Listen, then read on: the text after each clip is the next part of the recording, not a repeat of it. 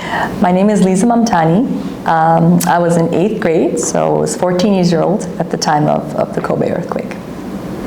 My name is Anil Mamtani. I was a 6th grader at the time of the earthquake in 1995. My name is Kasumi Kuwahara, and I've been teaching at CA for 32 years. So I had just graduated from graduate school, and then I started working at CA. So this happened in my 2nd year of teaching. My name is Kanae Bergerman. I was in grade 10 when the earthquake happened. My name is Eric Bergerman. I was also in grade 10 during the earthquake. My name is Chuck Kite, and I worked at Canadian Academy from 1990 to 2011 in various roles, from admissions to IB coordination to business manager and assistant head of school. My name is Yuriko Kite. We came to Kobe in 1990, and I was elementary advisor. But when the earthquake happened, I was teaching at university in Osaka. When the earthquake struck, actually a couple of minutes before, there was a flash of light, and I thought, oh, it's so early, but it's really bright. And then it darkened again, and then the rumble started. I wasn't just shaking up and down or sideways, it was up and down, sideways, all around. I could hear the metal underneath me breaking, so that was the first time ever that I heard construction pieces falling apart underneath me. What happened was there was a huge rumble, and a shake had moved the building, shifted the building, so it broke and it came down on the street. So I lived on the 3rd floor, but by the time the building had shifted to the street, I was close to being on the 1st floor because the 1st and 2nd floors were crushed. It was like nothing I'd ever felt before. We all kind of gathered out in the hallway, and this was pitch dark because it was 5:45 in the morning.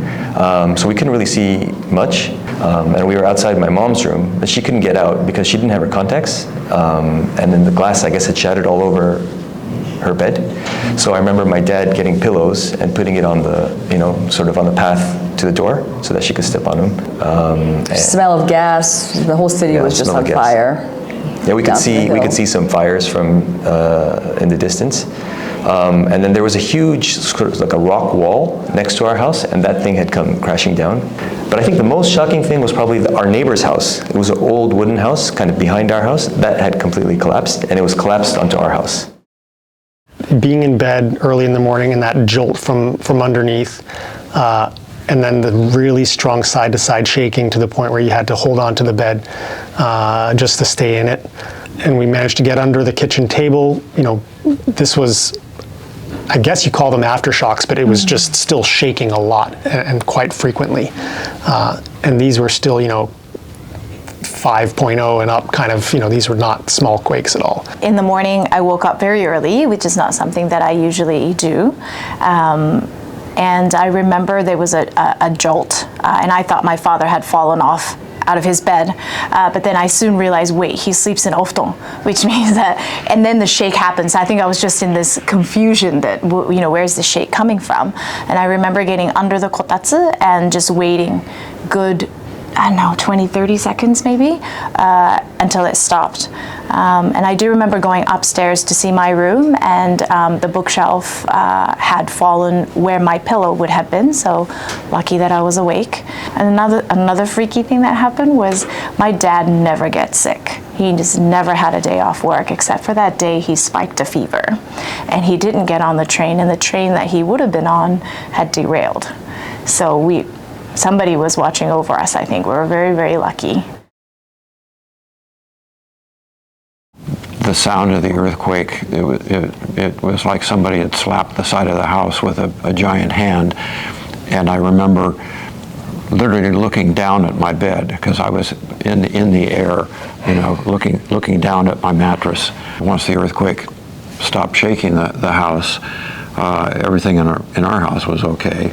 We lived down. We lived on campus, and the 5 books fell. That's all it happened.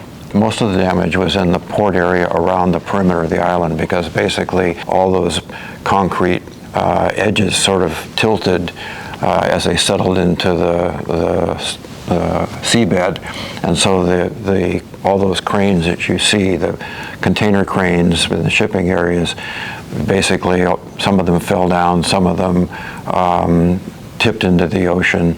Yeah, they evacuated the north side of the island, so that we had several hundred people from the buildings on the north edge of the island here in the theater and in some of the classrooms upstairs.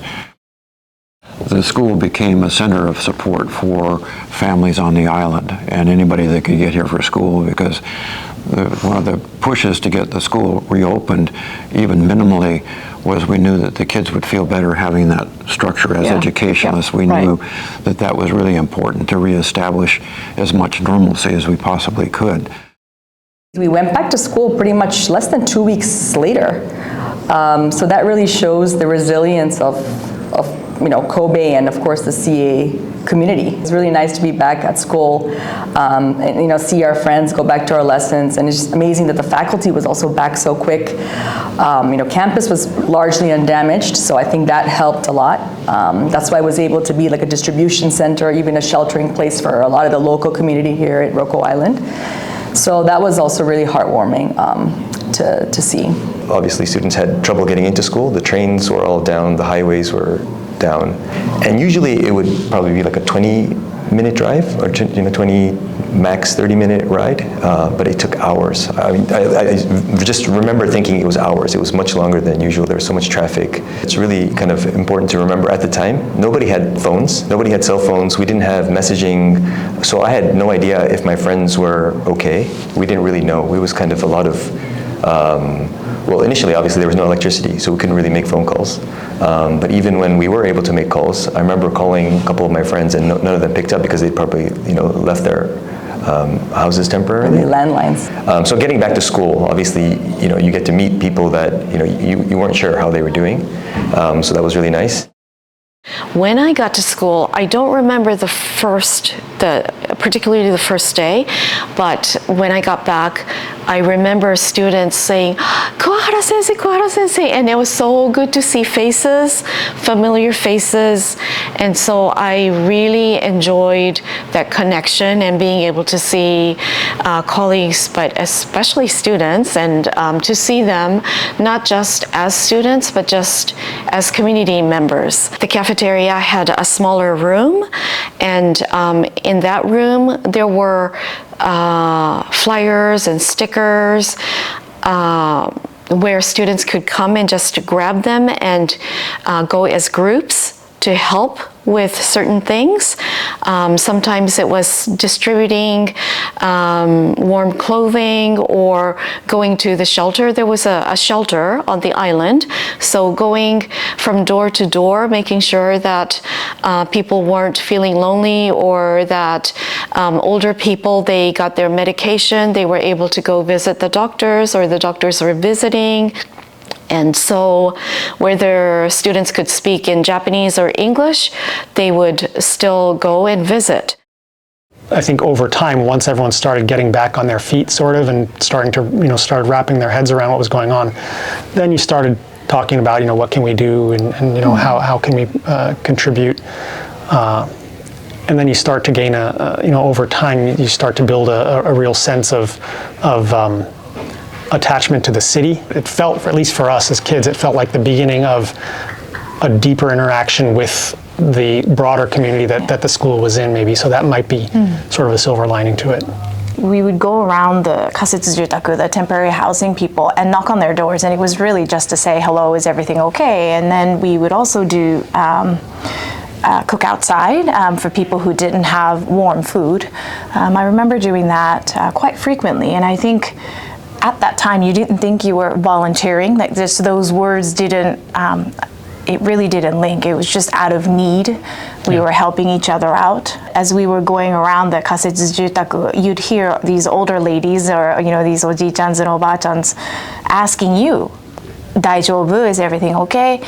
And they're freezing cold in the temporary housing. And so just being able to have that conversation gives you that warmth that everything is good to go, So I think that's more of a memory than something specific.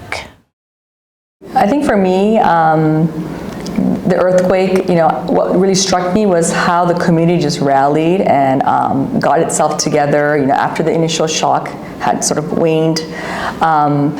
People cooperated, people helped each other out, and people really got together to get the day-to-day life back. We would make curries and hand that out and things like that. So I think, it's a very community-minded school. So I think people were definitely doing that within their own, let's say, neighborhoods. So I think that was really lovely to see. The community was really what helped me get back on my feet, and also we really helped each other out, so it wasn't just me.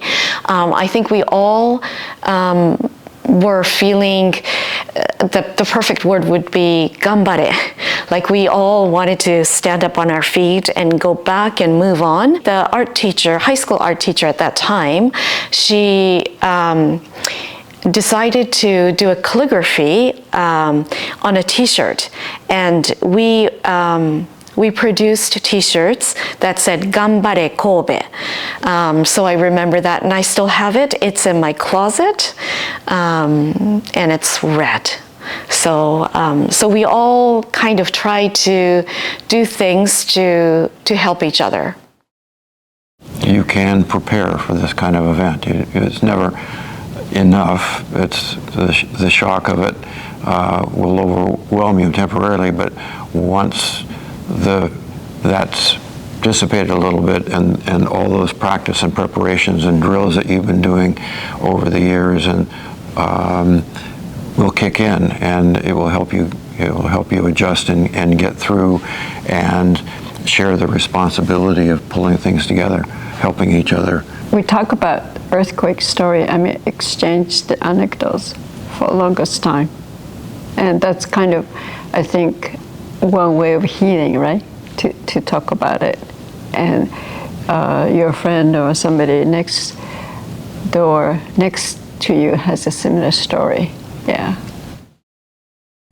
For me, I think the biggest takeaway and what I would like the younger generation, anybody who haven't experienced a natural disaster before, but it's just this idea of compassion, helping each other out, being there for each other when something like that happens really makes a huge difference, not just in that moment, but it really does have a lifelong impact.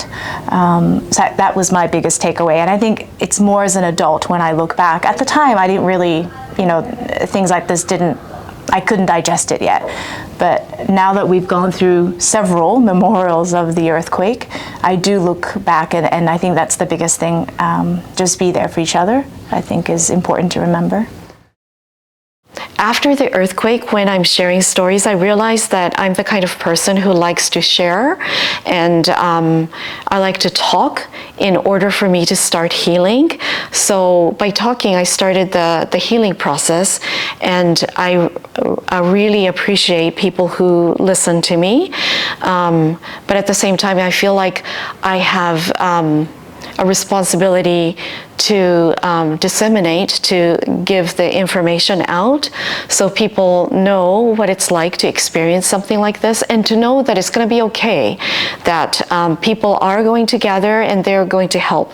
So I wanted to make sure that people understand that, and we also realized that staying together and to care for each other really brings us out of the ashes. And so I think it's really important that we talk about this while there are survivors who can talk about the experiences of what happened.